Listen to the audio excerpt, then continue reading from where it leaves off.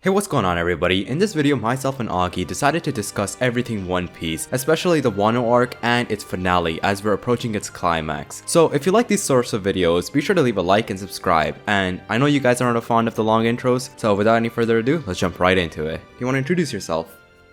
Yo, what's up everybody? It's Augie, and I guess we're gonna be talking about One Piece today. I'm excited.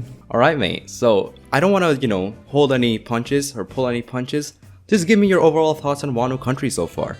Okay, so Wano Country so far, if we're just going by the three acts specifically, I think that personally, as someone who's been caught up with the series for quite a while now, I think that Wano Country overall is decent. I don't think it is as hyped up as everybody else says it is, personally. So the first act and the second act to me were just pretty much okay on average. I think it got most of the themes across, and everything that was pretty much done was okay. But as we make our way into Act 3, this is where I think things get a lot more interesting. And I don't really like talking about 1 and 2 that much, just because I think it's pretty irrelevant compared to 3. I like the Roger backstory, or Oden's backstory, and I think everything with Oden, Yamato, and what's going on at the rooftop of Onigashima right now is probably one of the most interesting things in a while from One Piece. But like I said, overall, if we have to add in Act 1 and 2, I personally just think Wano is okay. I think me and you are quite similar in that sense, if I can have my own thoughts here, where I believe that Act 1 and 2 were a little bit rooted in a sort of like a pacing and style which I didn't quite vibe with, where right, it was supposed to build a sort of emotional connection, I feel, but I felt like that emotional connection wasn't quite up to the par that I would have liked. Right. But then it all changed as soon as the Oden flashback started. As soon as the scabbards got to that shore and the stuff wasn't there, we saw like the whole tonal shift occur. And then from that point on, I feel like every single chapter has been hitting a notch, like, which is far above what we had seen before.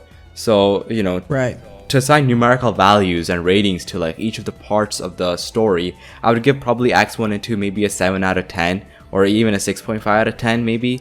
I'd agree. Yeah, aside from like certain points, right? Like the, Kaido blitzing Luffy point, or, the Zoro Kamazo fight point, apart from that, right, it was, quite rooted in not mediocrity, but like it wasn't as good as I would have hoped for and as it was hyped up to be.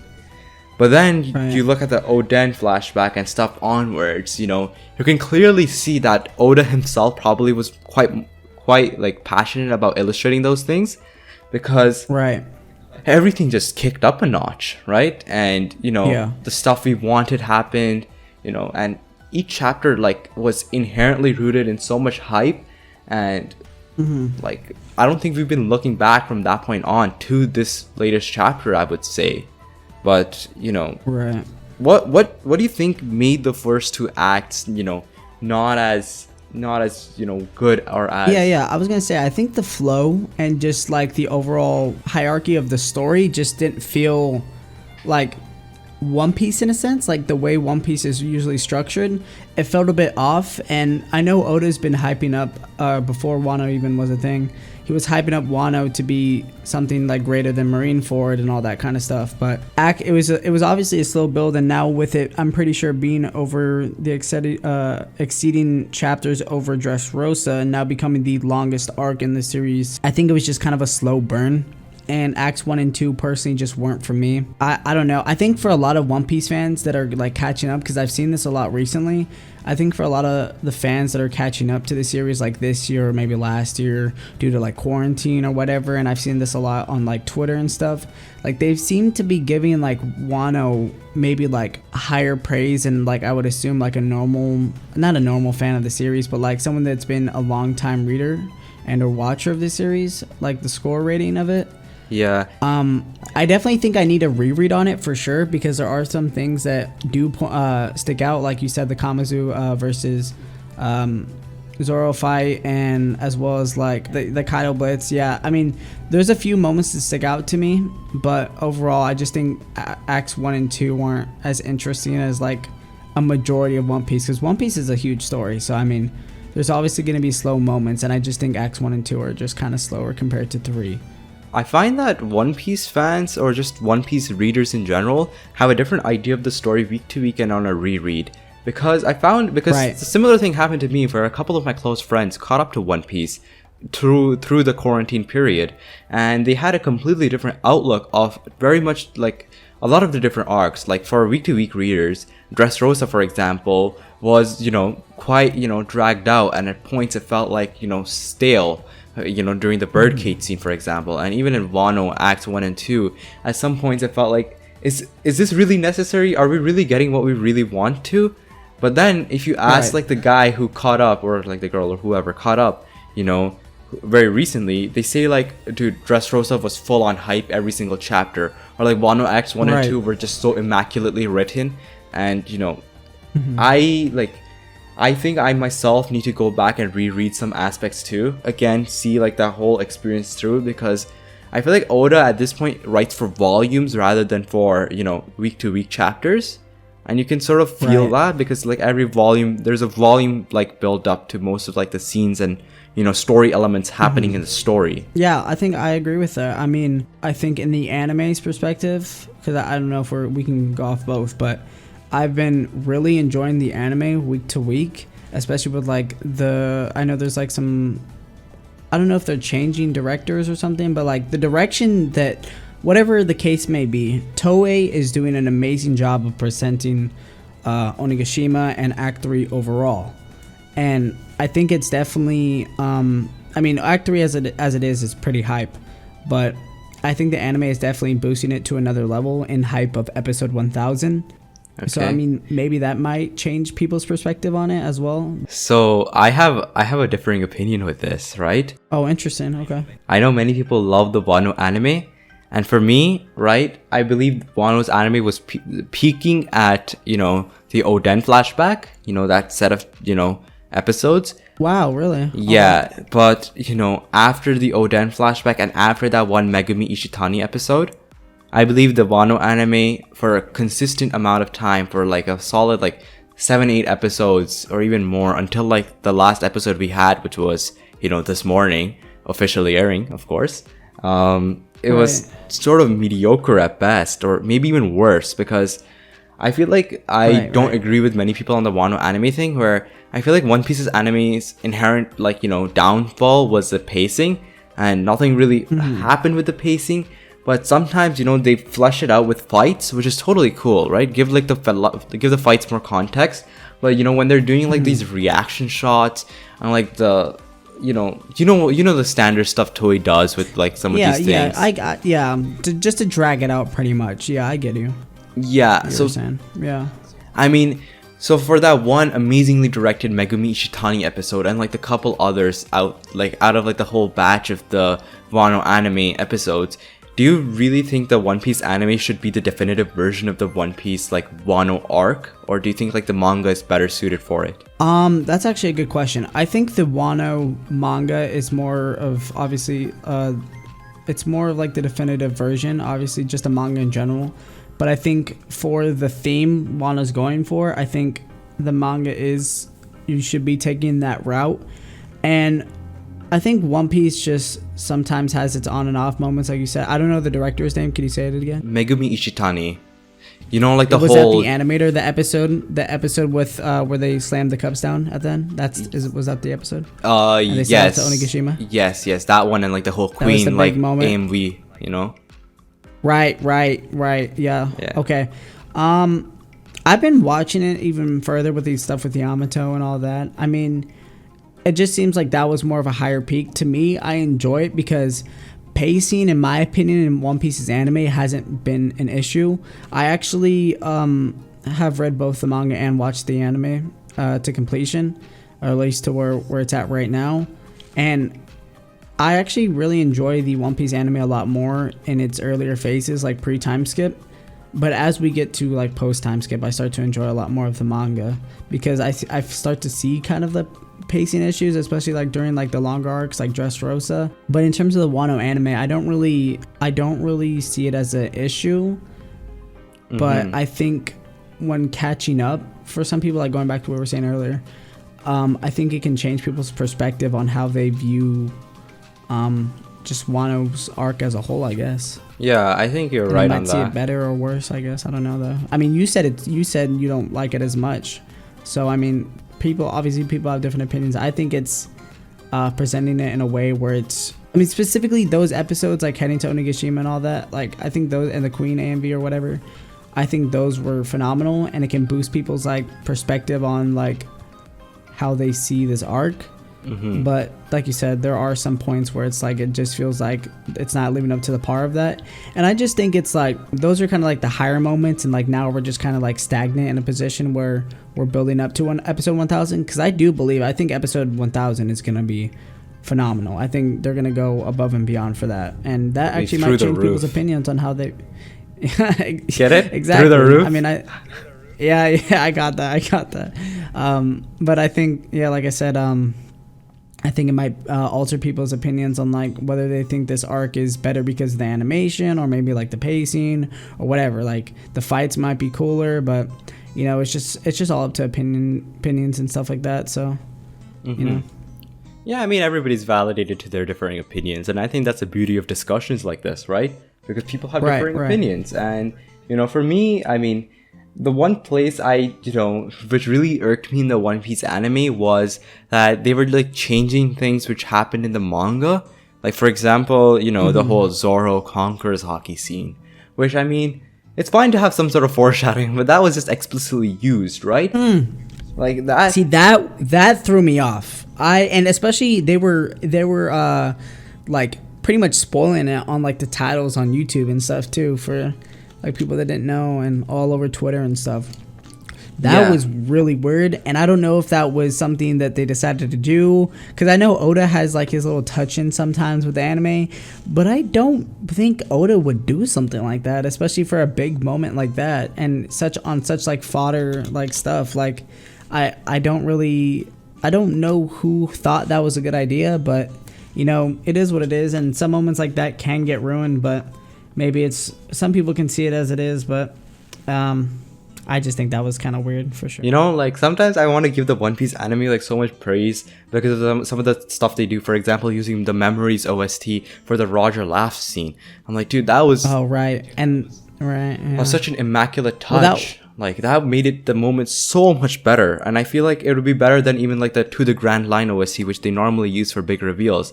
But then they pull stuff like the Zoro Conqueror scene, which I mean, like the manga had been building up to that for like such a long time. They even had like some sort of like, you know, like the Zoro Brook scene where like Brook joked to Zoro like, "Are you using Conqueror Taki?" And Zoro's like, "No, of course I'm not." And then him finally using it through Ashura, right? It was such an amazing and hype moment in the manga. And I know like there's so many like, you know, Zoro fans which were like, you know, like super ecstatic about that, and even just in general One Piece fans, right? It was a genuinely good moment. And then the anime goes and shows it off against fodder, which I mean, like, come on guys, you were going for something beautiful here. Why did you do this? Yeah, I don't know. So, I mean, obviously it's different people working on different things. So I don't really know, to be honest. Sometimes it's on or off for that One Piece anime for sure. Yeah. And I feel like, you know, as a whole, the One Piece anime really did, you know, kick up a notch during Wano. And even the end of Whole Cake Island, I would say, like excluding the whole Reverie portion, which was just fillers. But I genuinely believe the One Piece anime is taking like, you know, steps forward rather than at the place that we're at in Dressrosa, for example. But, you know, of course, there's ways to go, and you have to, in the end, understand that it's a weekly production for a long-running series, right? So, you know, some pacing flaws will obviously come with it, and I guess it's, you know, to be expected. But either way, I want to ask you probably one of the most hotly debated topics in, like, the One Piece manga community right now. Do you think that this raid on Onigashima will end in failure or success? Man, I've been thinking about it. I'm talking about it with my peers and stuff, but to tell you the truth, I don't know.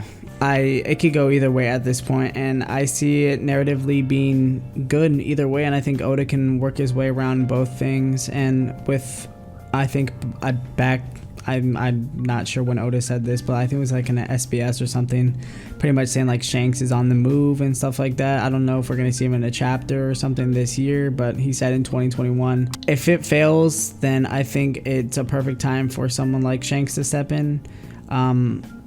But if it succeeds, I'm personally on, and I don't think I've ever publicly spoken about this on like a channel or anything, but I'm personally on the move that Zoro will kill Kaido. Okay, so we got our title for this video. Zoro will 100% kill Kaido.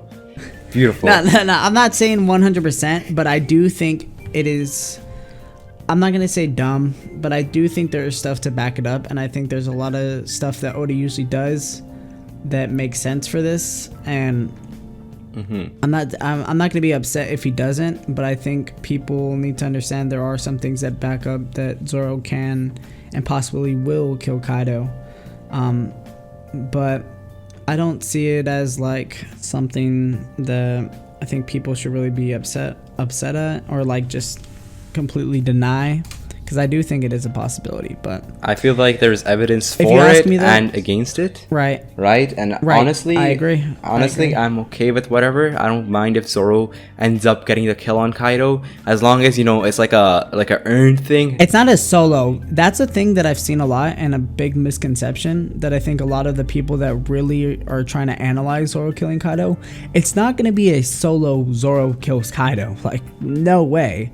It's gonna be with the help of everybody on, like, Luffy and Momonusuke for sure. Like, it's gonna be with the help of everybody there that is gonna be participating in the fight. Like, he's just gonna get the last blow, and that's gonna be the thing that really goes down like the path of him killing the dragon, you know, all that stuff. And especially in, like, there's just so much to it, and I think there's evidence with both him being able to kill him and not to kill him, but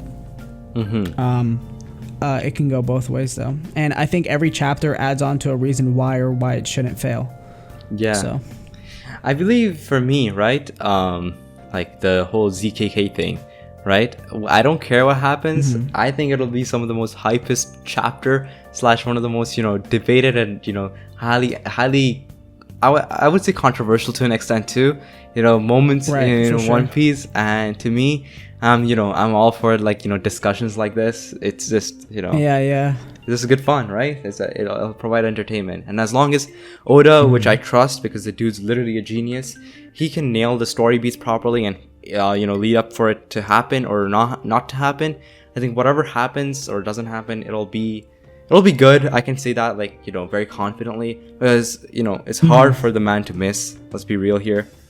And yeah, I agree.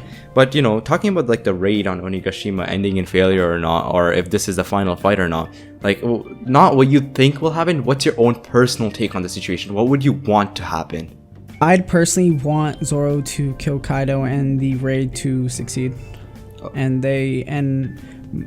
potentially Momonusuke is not Nakama, but I think that spot is reserved for Yamato, which we will get into in a bit.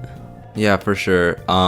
So, like, I'll just give my own opinions on this, because I don't find, like, the emotional stakes of Onigashima, you know, up to, like, the height of its, like, you know, potential.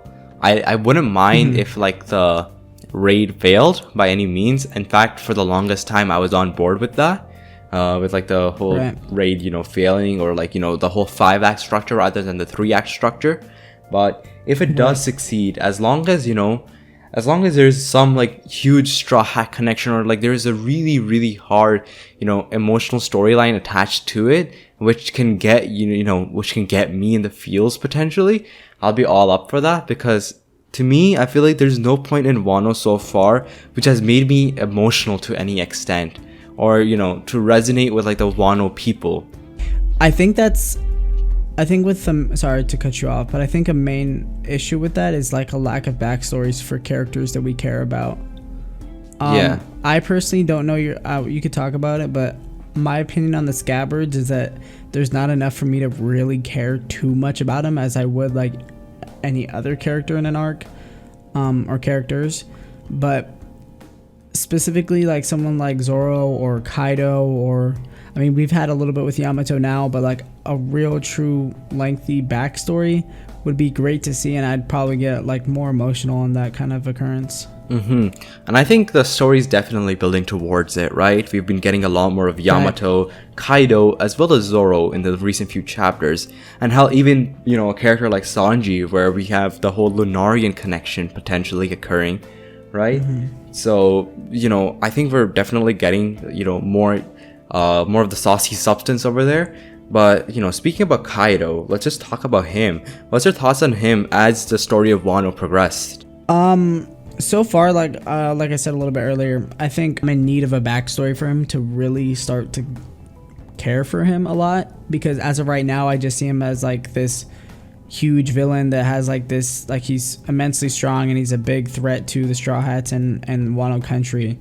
But overall, as a character, I don't really care for him that much. There's nothing for me to really care for him for, like, you know what I mean? Like, it's really hard for me to find that connection with him as an antagonist. I feel like until Onigashima started, there was literally nothing there for me to, you know, really even perceive him as that much of like a, you know, like that much of a big time villain sort of thing, right? But now, as Onigashima is going on, right, you see Kaido having these philosophical things, like saying like all these, like, you know, very highly philosophical things, which really elevated Kaido as an antagonist in my eyes, where, you know, interesting. Okay. For a man looking for a place to die, looking for like who like the next Joy Boy is, you know, seeing Luffy's ceiling and comparing it to like the great pirates of the One Piece, you know, One Piece story. Right. So, you know, Kaido to me is getting more and more of that. And I think we're in for like a Kaido and / Rock sort of flashback, where we see what made Kaido the way he is right now. And I think, interesting, yeah, I agree with that for sure. I think whenever that flashback hits, if it hits, right, Kaido will probably be one of the best antagonists in all of One Piece, even like overtaking Doflamingo, or, you know, those like, you know, highly rated ones. Wow, okay. Because the dude has like potential there. Like he was a person looking for a place to die. He was jealous of Whitebeard for getting, you know, a death he wanted. He killed off Odin, which he wasn't, you know, proud of in a sense with the way he did it, right? And he killed off the person who, you know, tricked Odin. And, you know, this whole like his whole quote on where a person's death is what makes a man, right? So maybe there was something there with Rox's death which, you know, impacted him potentially. It's just overall a very interesting storyline to like dwell into. Like, what is the fulfilling purpose which completes a person in his world, in his eyes? Right. Okay. But yeah, so, you know, you talked a bit about, you know, the potential Nakama, and you want Momo to join, right? I think the whole One Piece fandom is all looking towards one big character right now, probably the most popular character in all of Onigashima, and one of the most popular characters in One Piece after their introduction into the story very late into it. That's Yamato. What's your thoughts on Yamato? So, like you said, it's pretty much like, I'm pretty sure she made top 10 in like the One Piece popularity poll really fast, like the top 100. And I think a reason why so many people want her to be Nakama and why so many people are falling in love with this character is because she's striking all the things that make a great Straw Hat so quickly. And it's really starting to engage people to really endorse with her character and see why that, like, she's pretty much just checking all the marks you would see for a potential Nakama so quickly. Like, it's like all the signs are there, and it's like, do you think it's like almost like do you think it's almost too quickly where Oda might just pull like a fast one on us and not do it? That's a tough one to say, because I don't think something like this has happened in the series before. So it's that discussion is up in the air for me. Yeah, but I mean, personally speaking, I would, you know, be super ecstatic with Yamato as Nakama. I was like, when Yamato was first introduced, when we saw the design for Yamato, right? That at that point on, I was just Yamato's, like, you know, fan. Like, dude, Yamato is cool. Like, I will say though. Yeah, go on. Go ahead. No, it's fine. Go. Okay, I will say though that I do think Yamato, I don't like using the word, but overhyped in a sense, because while she is checking all these bookmarks, I think people are discrediting a lot of, like, people are saying like, oh, she's already better than Robin and Nami, and like she's already taken all this spot, like there's no need for them anymore. And I think it's kind of like really hard to say that, and I think it's just a lot of bias and like recency bias for people in some way, in some regard. Of course, I think that's harsh. That's a harsh thing to say.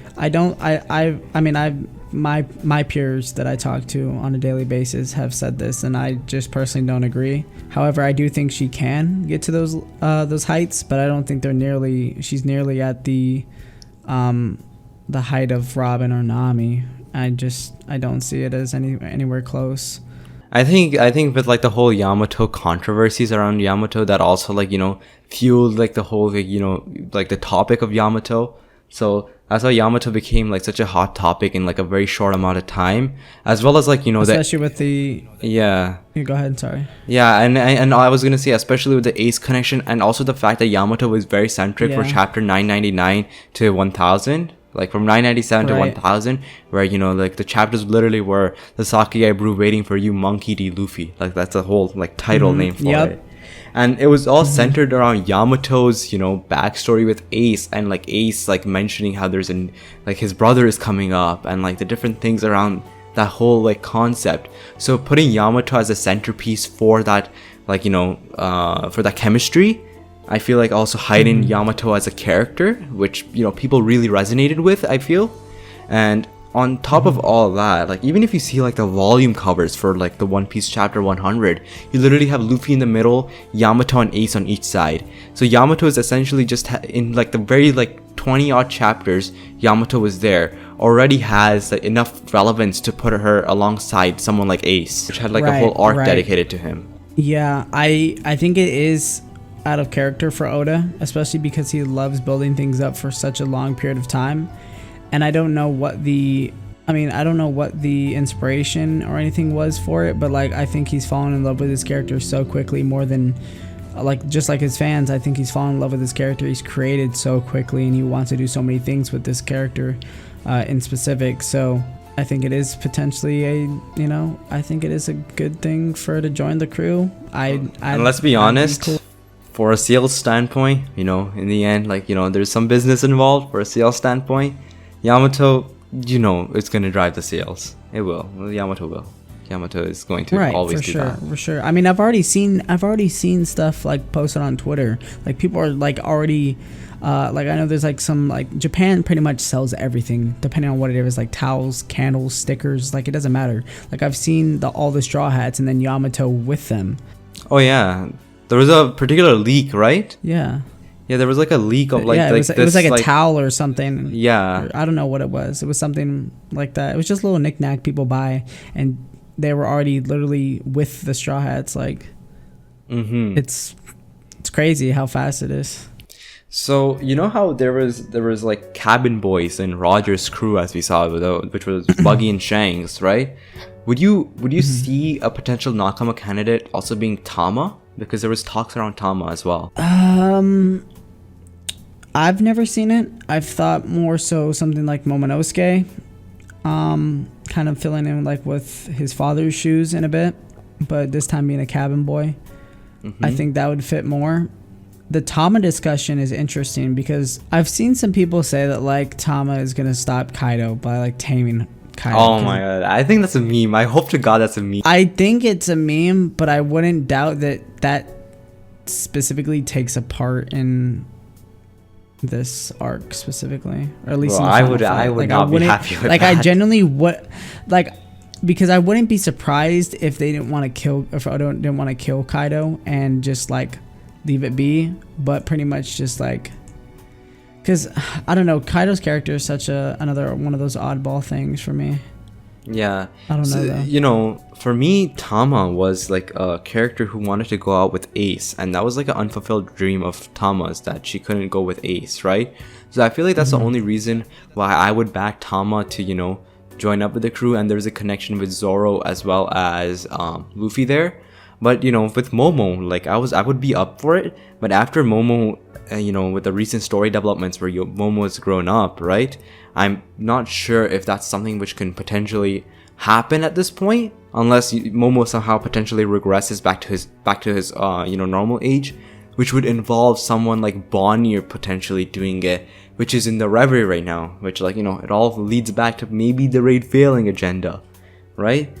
But right. I mean, after that age up, I really doubt Momo could come on, but I wouldn't mind either way. But, you know, I think Yamato is probably near certain at this point with the way the story beats are going. And as you mentioned about, you know, Tama potentially taming Kaido, I would be very unhappy with that, but you're also right on the fact that Oda does not like killing off characters. And that brings me to my next point, actually. What's your thoughts on, like, you know, nobody dying in Wano so far except for, like, Yasu? I think it's just typical Oda, to be honest. I mean, that's just how it is with his story. I think deaths are very, very certain, and when something like a death happens, it's meant to be special, and it's meant to like take a time, like you're supposed to take time out of it to really think about it. So I think as much as there is chaos and like this raid on Onigashima going, I'm not surprised, you know. And it's something, death is like, for me, like I don't really mind it. I mean, like it depends. Okay. Black Clover is an example. I don't want to get off topic, but Black Clover has been, I don't know if you read Black Clover, but Black Clover has been struggling so hard to like kill off characters that have been like built up to pretty much death and shown to be pretty much incinerated and or dead characters. And since it's, you know, it's a magic series, like these characters can revive with healing and whatever, but yeah, you pretty much just get like all this build up for this character and you get sad and emotional, and then it just is stripped away. And it's like, this was supposed to be a really special moment, and I think with Wano that kind of thing hasn't happened to me yet. But that's just kind of how I feel about death in Wano. I feel like I don't want like a Pound like situation occurring. You know the situation I'm talking about, right, with Pound. Yeah, that's kind of what I'm referring to in Black Clover, because that's kind of how it felt with a lot of characters. Yeah, I mean, like, I want to avoid the will of P as much as possible. Yeah. But, you know, I wouldn't mind. Rather, on the contrary, I would appreciate if, you know, Oda to build up, you know, more stakes and, you know, even like heighten the, you know, whole struggle of Wano. I wouldn't mind if he, you know, the scabbards which are down right now, they stay down. But, you know, we know how Oda is with these things. He really is hesitant on killing off characters, but when he does, as you mentioned, he makes it a very special and memorable moment, which, you know, I hope it all goes well with like the deaths in Wano. Because I mean, if after this whole struggle we have 0 deaths except for Yasu, it would feel a little bit, you know, underwhelming in a sense, I guess. I don't know though. Like I said, to me it's like death in One Piece has never been a factor that I'm really cared about too much. But when it happens, it's very memorable, and I take that to like, because Oda, once a character is like truly dead, they're not like the stuff with Orochi, like that's kind of like obvious, you know what I mean? Like he wasn't dead. Everybody knew that. Yeah, he wasn't dead. Everybody knew that. Like, but usually when characters are dead, other than like the exception of like Sabo, but you know that's like something not really, you know. When it comes to deaths, like I said, like something like Ace, for example, it's very memorable, and I think we might get something like that in Wano, but because I know he wants it to be like not the Marineford, just like maybe in his eyes more of the upgraded version of it. Yeah, because he wants it to be better than Marineford, but I think he might pull something off like that in the future. But I mean, let's be real. Probably like right when the arc is gonna end. Yeah, let's be real. And if the raid fails, that could be a key factor into it. No, yeah, that's it. That was all I was gonna say. Is like if the raid fails, that could be a key factor into it and why it failed because of a death of a character. Yeah, but in Marineford, let's be real, we did not have a death except for like Horus Jr. To like the very like last like 10 chapters of Marineford. I know it was like a 30 chapter arc, but like still, we didn't have that sort of thing till like the last 10ish chapters. I feel like the end of Onigashima is going to be one of the most, you know, beautiful moments in One Piece, because we know it's going to be quick paced and fast, because that's how generally the ends of these arcs tend to go. And if Oda is trying to replicate like that, you know, upgraded version of Marineford sort of feel, we should be in for a ride whenever that occurs. And I'm fairly confident deaths will play a big part in that, and it'll be amazing to see how it all, you know, unfolds. But, you know, you brought up Sabo, and Sabo reminds me of Insomnia, and Insomnia reminds me of a certain character named Big Mom. What's your thoughts on Big Mom's inclusion in Wano and the whole Insomnia story arc versus what Big Mom is right now, facing off against Kid and Law? Like the whole, you know, I don't like the Insomnia stuff. I'm not a fan of it. I don't like it, and I think it's a kind of like a quick one from Oda in a sense. I just think it's like an excuse to have her here, if I'm being honest. Yeah. But I like the fight that's going on. Like I like the matchup with Kid and Law. Like I like that kind of sense of them taking on Big Mom. And you know, just to like point out like one major criticism people have of One Piece right now is, you know, the extent of off-screening which is occurring, where we see a lot of things being off-screened. Do you think that's a validated criticism right now of the manga, where Oda maybe trying to progress the story to you know, reach its conclusion, is probably taking too much liberties with the potential off screens which are happening? I think it's just like Oda doesn't see fit. Maybe other people see it as something like it's not needed to be off screen, but in Oda's sense, maybe it's like these things are being off screen for a reason, and we need to get to like the main key point of the series, or like the arc. Yeah.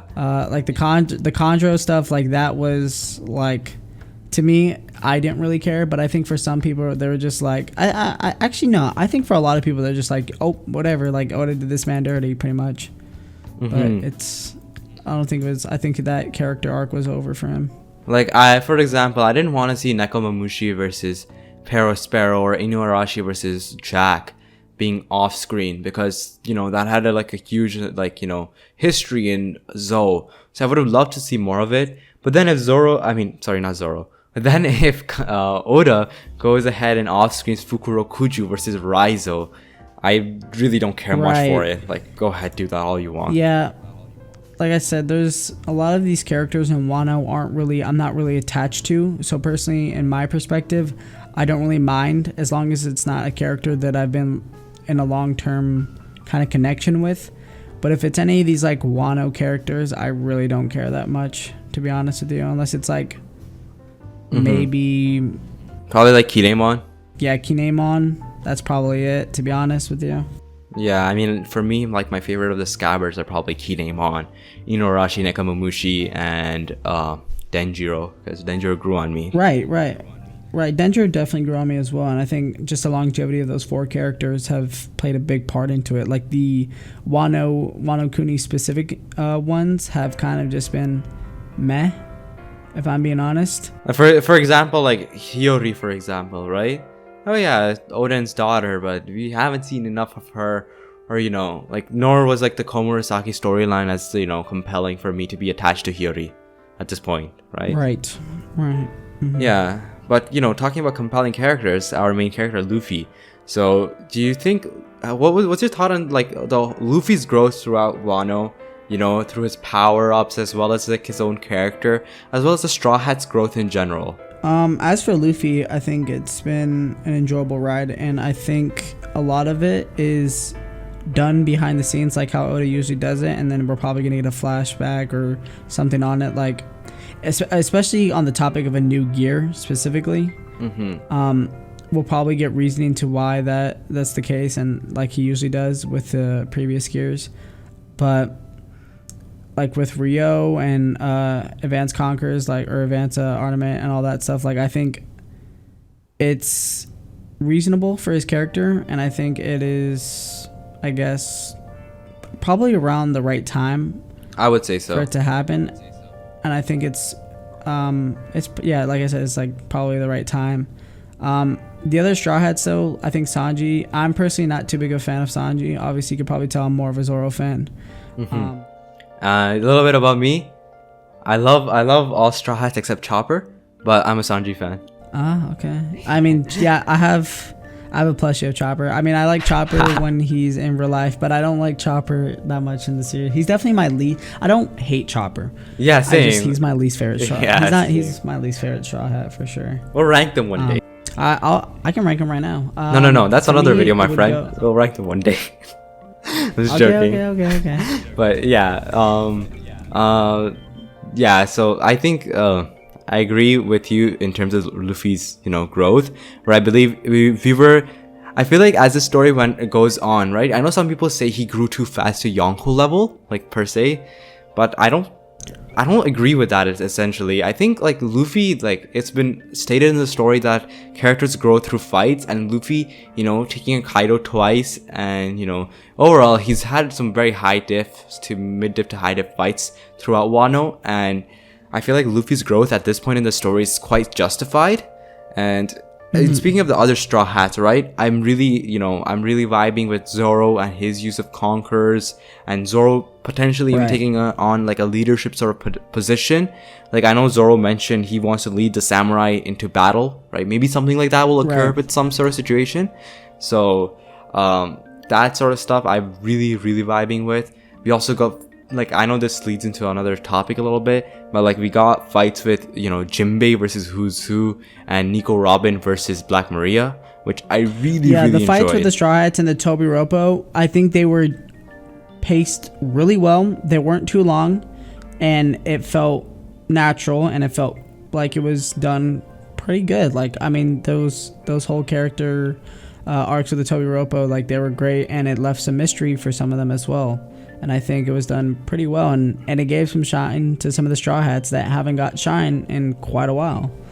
So yeah, I really enjoyed that. I think apart from Nami and Usopp versus Ulti and Page 1, I think I enjoyed all three of the other Tobi Roppo fights, with like the, you know, higher ones being the Who's Who as well as Black Maria fight, because of, like, you know, the way they were done, in the sense where, you know, the Who's Who fight has like the Rokushiki coming back, and Who's Who as a character was so damn compelling.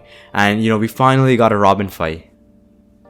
Did you not say again? You didn't like the Nami, how Nami's character went through that fight? I think I really vibed with like the whole fight when, you know, Nami was saying, like, near the start of the whole fight, where like Luffy will be the Pirate King. But generally, how Nami and Usopp's fights are centered is where they, you know, they're like severely like, you know, under leveled and like underpowered for their matchups, but they pull out like some creative tricks to, you know, best out their opponents, right? We saw that with like the Nami versus Khalifa fight, or like literally every Usopp fight is literally Usopp outsmarting his opponents. But in this one, I didn't see that much like, you know, of the outsmarting stuff occur. It was much rather, you know, Big Mom's assistance in a sense, which I wasn't the happiest with. But as a story thing, you know, it made sense to me. Like, yeah, it made sense. There's no way these two would be able to take out Ulti in Page 1, but it would have been like very fun to see, you know,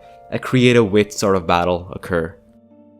Yeah, for me, I think the whole Nami telling Luffy, or telling them he'll be the Pirate King, I think that was just like more of kind of like a bigger up in my eyes, I guess. Like, it was more, I took it more, I guess I wouldn't say seriously, but I took that more, I don't know what I would say for that, but emotionally resonant. It was something that I guess, yeah, emotionally resonant, because I'm not really too big of a fan of Nami.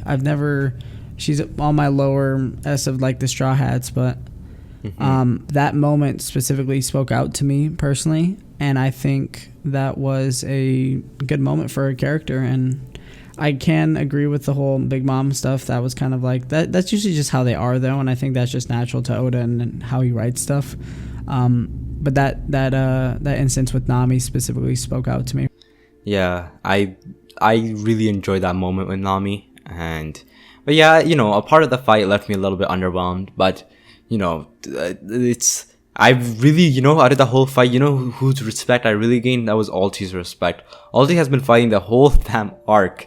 Especially the Onigashima segment. Like, this girl is bloody, you know, durable, and these zones, man, they're amazing.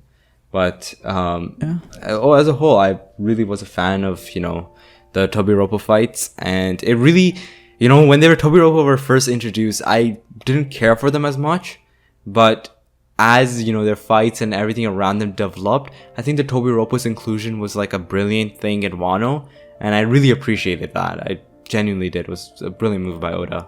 Right, I definitely think it was handled a lot better than Doflamingo's crew and Dressrosa, because it kind of like you could see the parallels between those two. Yeah, for sure. That's just my opinion on that. Yeah, I agree with you on that. I agree with you. And you know, just I think like the whole creativity regarding them, where, you know, like their devil fruits and their fighting style was unique. Like, who would have expected Sasaki to be flying, right? That's just right. just threw like it just threw me off, but I was all for it, right? And then like the who's who being part of the CP9 and having that history with Rob Lucci and bringing back the Rokushiki. That was definitely and then the origin of the Gomu Gomu no Mi, I think. Yeah, it's something Oda I love that kind of stuff, man. I think Oda is amazing when it comes to those little details, just throwing it in like a fight where it's like this shouldn't have been added, but I'll take it. This is really cool and it makes some sense, and it adds on to these characters that we're getting introduced to so late in an arc, and it gives them relevance in the story. I think it's Oda's greatest traits. Who would have imagined more than 1,020 something chapters in, or like 1,000 whatever chapters in, we would have recontextualized chapter 1 of the story, right? Yeah. That's insane to me, and that just speaks to Oda's genius. And I think though we may criticize, One Piece for certain things, I cannot be like, you have to admire and accept like a man who has, incredible hard work and talent to pull this off, right? Like Oda is one of my favorite authors of all time, and One Piece, I believe, is probably the greatest long-term storytelling prospects alongside something like Berserk, right? And it's really something beautiful.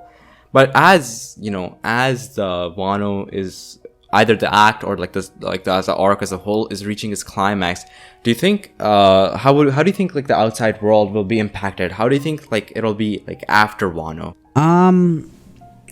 Well, I definitely think that if the world government doesn't really get too involved into this and like they kind of just stay back like Akinu said, then I think the outside world will pretty much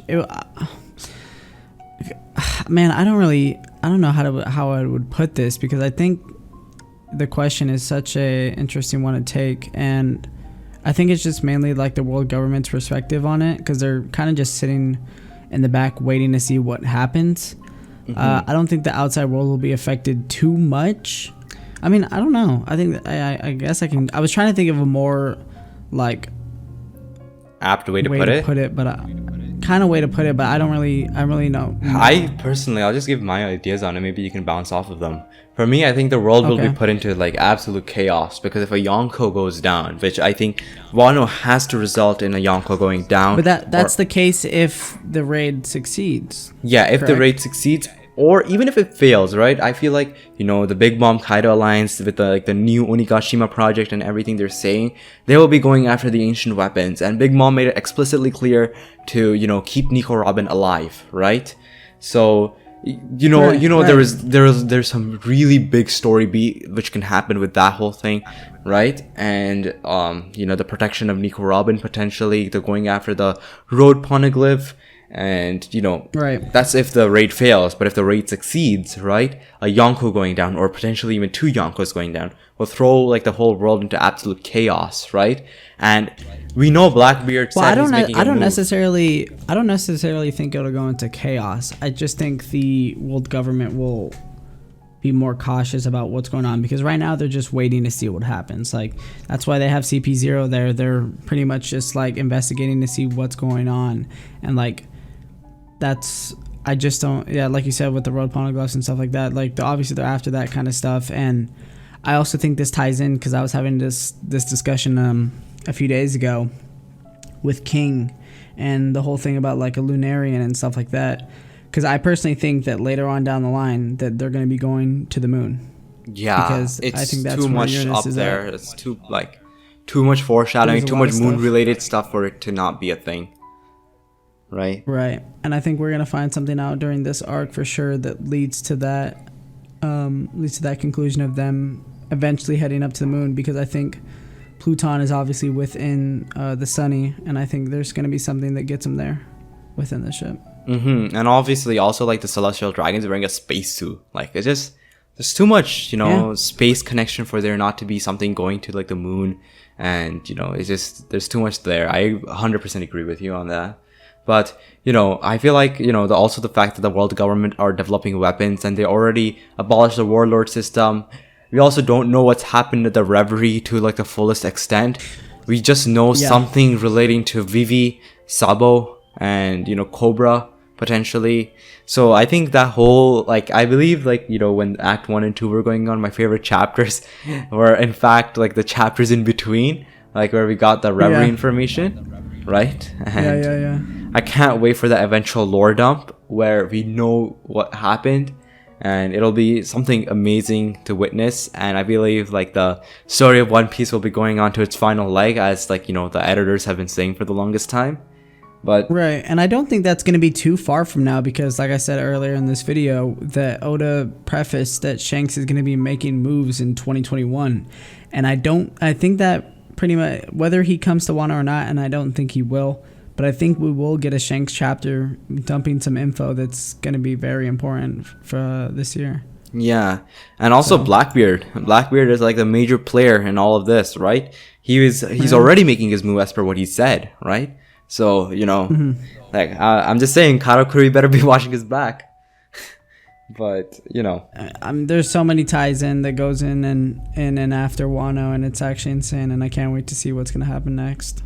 Yeah, and so I think we've covered a lot of, you know, a lot of the things related to Wano and its finale, as well as its climax, as well as, you know, some of the more important, you know, story beats right now, which are like Zoro killing Kaido potentially, and also Yamato, as well as, you know, Luffy's growth. So, you know, do you have any concluding thoughts on, like, you know, the story or anything else regarding this? I mean, regardless of everything we've said, I think this chapter specifically, because I don't know if you wanted to touch up on that. Sure, like we I can. said, earlier. Yeah, I mean, like, King and everything like that, the fight with King and Zoro, I think it was kind of just a setup for the next few chapters. I don't know if we're going to get anything in the next few chapters on King and stuff like that. But if we are to, then I think it's just been subtly being built up for, like I mean, when Queen pretty much, like, said he's a Lunarian, and, like, he's like, King gave him that look, and it was kind of funny. But I think it's definitely setting up for something with the moon, or just something revolved around that, because, like, there's just so much foreshadowing to it. And like I said, I can't wait to see what's going to happen next, because I'm super excited to see it.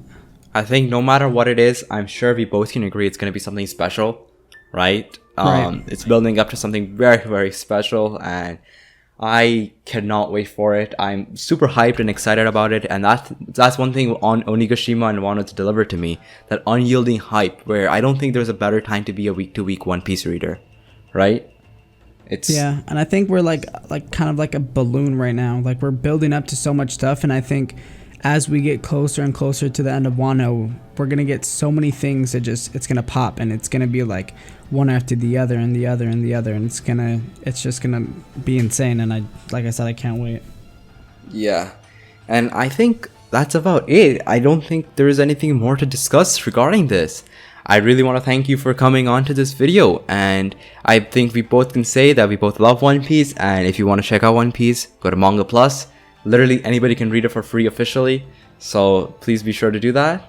And do you want to say your final buys? Yeah, man. I mean, I appreciate you for having me on. It was a ton of fun. I love talking One Piece. It's my favorite series of all time. And yeah, read on Manga Plus or whatever. Just read it officially and support it. Yeah. I appreciate you for coming on again once more. And thank you guys for watching. I hope you guys have a great day. And I'll see you guys next time. Bye.